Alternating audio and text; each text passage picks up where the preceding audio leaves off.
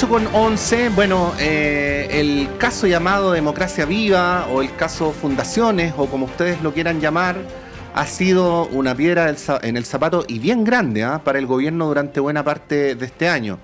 Y es un problema que no se termina por resolver. Desaparece algunas semanas del debate público, vuelve a aparecer y vuelve a problemar al gobierno y a quitarle la posibilidad del control de la agenda.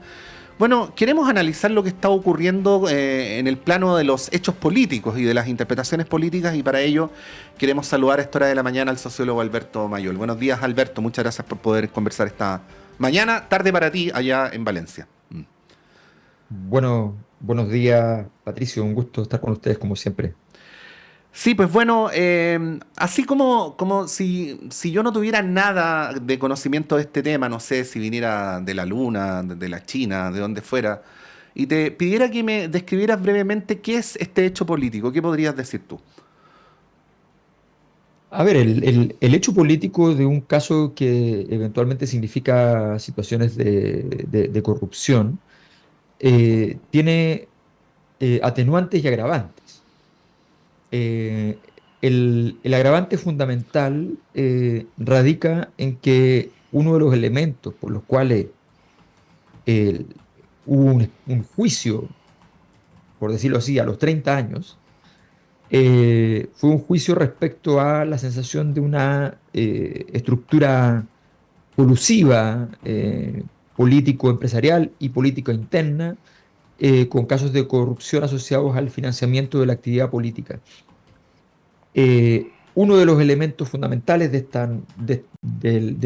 proyecto del Frente Amplio estaba en romper esa estructura y con un discurso muy claro al respecto, además, no con un discurso subrepticio, sino que un discurso muy claro en señalar que eso, ese es el objetivo, era reemplazar una élite política que no había sido capaz de dar el ancho respecto a esto. Mm, Y con esta tesis de la superioridad moral que tanto se ha criticado, que efectivamente es desagradable de por sí, toda declaración de superioridad moral, pero es aún más desagradable, ya no desagradable, es ominosa cuando nos encontramos con una situación en la cual esa situación no se verifica en los hechos. Aquí, si de no haber delitos, igual hay situaciones de éticamente no plausibles, hay escenas complejas, hay escenas que requieren, que ameritan una interpretación y que cualquier interpretación que se haga de ellas, independiente de la situación judicial, lo mm, judicial es una dimensión, la sí. política es otra, son situaciones que no pasarían la criba del mismo grupo que está involucrado. Mm, Entonces, esa situación de doble moral, yo creo que es el tema central. Los casos de corrupción en todo el mundo pueden partir por ser una noticia, pueden transformarse en una crisis, pueden transformarse en crisis de gran tamaño. O sea, hay protestas mundiales de gran tamaño, un porcentaje de las protestas que hay todos los años, más o menos siempre hay, qué sé yo, un 10% de las protestas mundiales que tienen que ver con casos de corrupción. ujú. O sea, es un tema relevante. Bueno, para una fuerza política nueva, cuya virtud fundamental era poder llegar, entre otras cosas, a decir este mensaje, ¿no? Evidentemente ha significado una crisis grande. Sí. Yo recuerdo, Alberto, hace varios años, así en mi rol de periodista, de haber entrevistado a militantes del Frente Amplio, pero te estoy hablando de la época en la que el Frente Amplio estaba en el pic, o sea, estaba en su mejor momento, y yo les señalaba, así me permitía hacer la prevención de montarse en política en el caballo de la superioridad moral, porque, bueno, yo decía en esa época que los seres humanos somos falibles, que los grupos humanos son falibles y tarde o temprano iba a aparecer algo, ¿no? Que iba a afectar la superioridad moral y que cuando ello ocurriera iba a ser importante la solvencia del proyecto político, de la doctrina, del cuerpo de ideas y así sucesivamente. Bueno, ¿qué decir sobre eso? A ver, mira, vamos a... Mm, Cuando uno explica la política hace dos cosas. Soluciona problemas y controla las energías de la sociedad. ujú, Las ener- Esos dos procesos se pueden se tienen que desglosar mucho más cuando tú gobiernas. Solucionar problemas cuando tú estás en el gobierno es tu principal actividad. Entonces tienes la dimensión de solución de problemas está relacionada con las políticas públicas, con la gestión de ellas, con la gestión económica, con la gestión administrativa, la gestión de tus recursos humanos, los funcionarios públicos de todo el país, con con tu proyecto político. Tú llegas con una oferta política que se supone no es solo una oferta de supermercado, una lista de supermercado que tú dices, ofrezco hacer estas cosas. No son medidas solamente. Hay un proyecto político detrás que también tiene una conexión moral y doctrinaria. Las ideas políticas. Todo eso está. Pero el día clave en política no está en ninguna de estas cosas en particular. Son importantes, pero no está allí el tema de cualquier gobierno. El gobierno se juega todo en dos variables: la viabilidad política y la entereza moral. La Ujú, viabilidad política significa que todo lo que yo estoy diciendo antes, yo logro hacerlo. Yo digo que voy a hacer tal cosa y logro hacerlo. No puedo y tengo que negociar, logro negociar lo mejor posible para mi proyecto. ujú, ¿Ya? La política se hace con goles, ¿ya? Con logros. La política no se puede hacer diciendo vamos de derrota en derrota hasta la victoria final. Eso no existe en ujú, política. Entonces, esa viabilidad política es un elemento.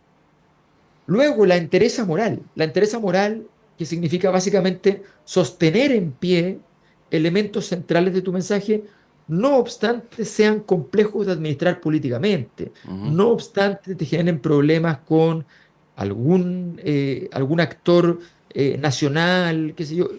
Tu entereza moral se tiene que notar en tres o cuatro cosas: en sostener ciertas banderas que son para ti irreductibles. ¿Vas a ujú, renunciar a cosas en un gobierno? Vas a renunciar a cosas. ¿Vas a dejarlas de lado? Vas a dejarlas de lado. ¿Ya? Pero la entereza moral está en eso. Y cuando las dejaste de lado, bueno, ¿cómo hacerlo con esta entereza moral? El problema de esta crisis es que vulnera, vulneraría, si es que además se confirma todo lo que parece ser además, ambos problemas.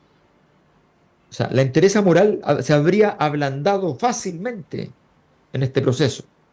ujú, Y, y la viabilidad política también, porque es bien evidente, pase lo que pase, que esos proyectos tienen poquísimo que ver en monto, forma, gestión, con las posibilidades de mejora real, sustantiva, de las personas que están en asentamientos precarios en las distintas regiones, o con las problemáticas que tiene la ciudadanía, para lo cual muchas veces, con legitimidad, el Estado recurre a una relación con el mundo de las fundaciones y otro tipo de organizaciones sin fines de lucro que establecen esto. ujú. Máxime cuando tienes además algunas documentaciones que venían diciendo, en organizaciones sin fines de lucro decía ganancia, ¿ya? O sea, tienes documentos. Entonces, la problemática moral es muy pesada porque, no solamente porque supone un problema moral, sino porque hay un tema, estoy hablando políticamente, es muy complicada porque, ¿qué es lo que pasa con estos dos problemas? Con la viabilidad política o con la entereza moral, es que cuando no se cumplen, multiplican por cero. O sea, cuando tú tienes un fenómeno que en algún punto, que está hecho con una cadena de multiplicaciones de matemáticas, tú puedes tener números en en 2000 dígitos marcando la multiplicación. Y resulta que tienes uno en cero y el resultado es cero total. Ujú. Y ese es el riesgo de este tipo de crisis que son de gran magnitud y en este caso una crisis que está, a mi juicio, más mal recortada. O sea, las crisis para gestionarlas hay que recortarlas, hay que decir, aquí se concentra la crisis y como vemos todo el tiempo, se restringe y se expande, se restringe y se expande. No han logrado cerrar esa crisis. Sí. Estamos conversando con Alberto Mayol a esta hora de la mañana. Alberto, bueno, el modo en que esto ha afectado al Frente Amplio de la manera en que lo ha hecho. De qué tipo de fragilidades da cuenta. Yo sé que en parte ya lo contestaste en la pregunta anterior, pero es para darle continuidad a aquello. Sí, mira, es que hay un factor que además no mencioné que creo que es importante a propósito de lo que tú dices. La fragilidad es igual que una fuerza política nueva. Sí, disculpa que te interrumpa, pero eso lo va a precisar. Sí, Cuando un proyecto político es sólido y aparecen dos corruptos, uno tiene la presunción de que el proyecto político logra sobreponerse a ese par de corruptos, ¿no? Logra salir adelante. Pero esto parece no una herida mortal, pero una herida grave, con secuelas. A eso me refiero con fragilidad, ¿no? sí, Sí. sí. Lo que pasa es que la fragilidad está en varias cosas. Primero, Mm, que la fuerza política es muy joven. Cuando tú tienes un portaaviones histórico, te llega un caso y el portaaviones es capaz de resistir los golpes. ujú, Cuando un bebé nace, el primer día es el día más riesgoso. La primera semana sigue siendo muy riesgosa, menos que el primer día. El primer mes sigue siendo riesgoso, menos que el primer mes. A los 6 meses todavía es muy riesgoso, pero no tanto, ya muy, muy lejos de los primeros días. Y cuando ya tiene cierta cantidad de años, tiene 3 4 años, como bebé ya su riesgo no está basado en que le pase algo inopinadamente, sino que está que tenga accidentes y cosas así. Bueno, esto es igual, una fuerza política que están haciendo, le pasa algo grave al principio y tiene muchas posibilidades de caer. Como si una persona obtiene una riqueza intempestiva, la probabilidad de no tener una estructura de poder alrededor, una estructura de riqueza alrededor, es más fácil que pierda esa riqueza, no obstante la haya obtenido, ¿ah? Si no viene de ser rico. Todo esto pesa. ujú. Eso es lo primero. Lo segundo es que la fragilidad tiene que ver con que dónde te golpea la crisis. La crisis te golpea en el corazón. Era tu vicepresidenta en el Parlamento, Ujú, era tu presidenta de partido. Cuando uno entra en las instituciones internacionales asociadas al Frente Amplio y a RD en particular, uno entra, por ejemplo, a la red de innovación política, que es una red latinoamericana de distintos actores, donde las personas más importantes son las chilenas, por lo tanto está probablemente creado por el mundo del Frente Amplio en Chile. Allí ujú. están Giorgio Jackson y Catalina Pérez en esa red. Entonces, si tú miras, eso era un nombre súper central. Además, tienes el factor de que todo el tema asentamientos precarios estuvo envuelto en polémica desde el principio. Es este mismo grupo el que impugna en la existencia de un cargo para Felipe Berríos, asociado a asentamientos precarios. Y después tú ves esta situación. Y entonces en Antofagasta es un rumor constante. Yo hago mucha investigación en Antofagasta y en las entrevistas nos aparece el rumor constante de que sencillamente esto fue para perjudicar a Felipe Berrío y poner su gente y hacer lo que quisieran acá, por ejemplo. Ujú. Entonces, tú construyes condiciones para que esas interpretaciones sean susceptibles, posibles. Todo eso habla de la fragilidad para la situación del Frente Amplio en general, de RD en particular, del Frente Amplio en general. Si vemos, por ejemplo, se activó el caso para el ministro Montes, pero en realidad esto pasa siempre en las crisis. No nos Sí. olvidemos que el caso Watergate fue 2 años antes que la crisis del Watergate. El caso Watergate salió en la prensa, fue una pequeña crisis, no pasó a mayores, se cerró. 2 años después se abrió de nuevo, con nuevos Sí. papeles. Y cuando se abrió de nuevo fue una crisis gigante que terminó con la caída del gobierno. Entonces, las crisis son así. Lo que pasó con el ministro Monte en realidad pasó que había un documento anterior. ¿El documento qué decía? Que no había problema. O sea, no es que le llegó una denuncia, pero la situación del ministro Montes no quedó resuelta la vez pasada. ¿Ya? No se resolvió, simplemente quedó postergada y como entonces cada vez que aparezca algo va a estar en crisis de nuevo y con rumor de que podría salir. La situación es así, que da lo mismo lo que aparezca porque la crisis no está cerrada. La situación del Frente Amplio en ese sentido es muy frágil y es un caso que además va a estar abriéndose cada 2, 3, 4 meses, cualquier operativo, en este caso un operativo altisonante, detención, transporte aéreo, en fin, evidentemente vuelve a generar la crisis, aunque no haya pasado formalmente nada todavía. Sí. Alberto, ¿y cómo debería el gobierno proceder? Porque si se trata de renuncias o de poner cabezas, el gobierno ya ha puesto varias, ¿no? Subsecretaria, Jackson, Ceremi, RD por su parte, esto le costó el cargo al presidente del partido, la diputada en cuestión está suspendida por un año. Ahora se dice que tiene que caer Montes también, ¿no? Hay dos maneras de verlo. Una es sostener a Montes solo desgaste para el gobierno, otra decir no se saca nada porque así como hoy piden la renuncia de Montes, mañana pedirán otras renuncias. ¿Cuál es tu análisis respecto a cómo el gobierno debería gestionar esto? A ver, mi impresión, yo trabajo el tema de las crisis, entonces la verdad es que hay varias cosas que ya no se hicieron y que es muy grave no haberlas hecho tempranamente. Para decirlo en simple, el día 21 de octubre del 2019 a Sebastián Piñera le costaba 2.000 millones de dólares resolver la crisis. Le terminó costando entre retiros de AFP y otras cosas, que el retiro de AFP no es por culpa del COVID, el retiro de AFP fue porque estaba la puerta abierta debido a la crisis política e institucional. El retiro de AFP y plata entregada por parte del Estado, sencillamente tuviste intervenciones de 60, 70, 80 mil millones de dólares. Una locura. ¿Ah? Mm, Entonces, el- la acción temprana es muy importante. En este caso, la acción temprana no fue temprana, fue tardía. Finalmente, el ministro Jackson cae por computadores, no cae por este caso. Eh, Se produce una entrega a riesgo por goteo, que es justamente lo que se señala que no es la forma de gestionar las crisis. Tú las crisis lo que tienes que hacer es hacer un recorte.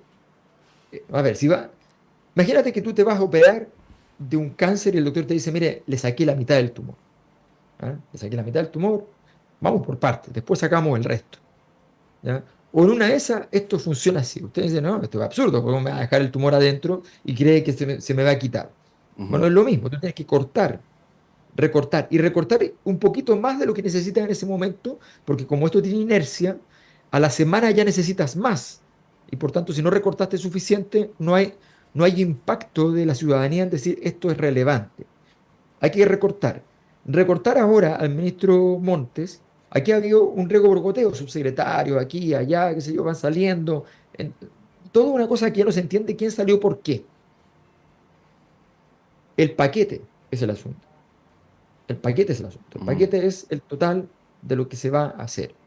Y eso es lo que no se ha hecho y eso es lo que probablemente no se va a hacer. ujú. Esa es mi impresión, no se va a hacer. Y no sé si ya sirve hacerlo, porque honestamente creo que la crisis ya va a continuar. O sea, no, es difícil hacer un recorte ahora. Quizás el metro cae, pero no va a significar que se apacigüe la magnitud del volcán. Sí. Alberto Mayol, muchas gracias por esta conversación. Que tengas un buen fin de semana. Gracias, Patricio. Un gusto. Ahí estaba nuestro entrevistado, el sociólogo Alberto Mayol, analizando desde el punto de vista de la política, ¿no? Lo que ha ocurrido con este llamado caso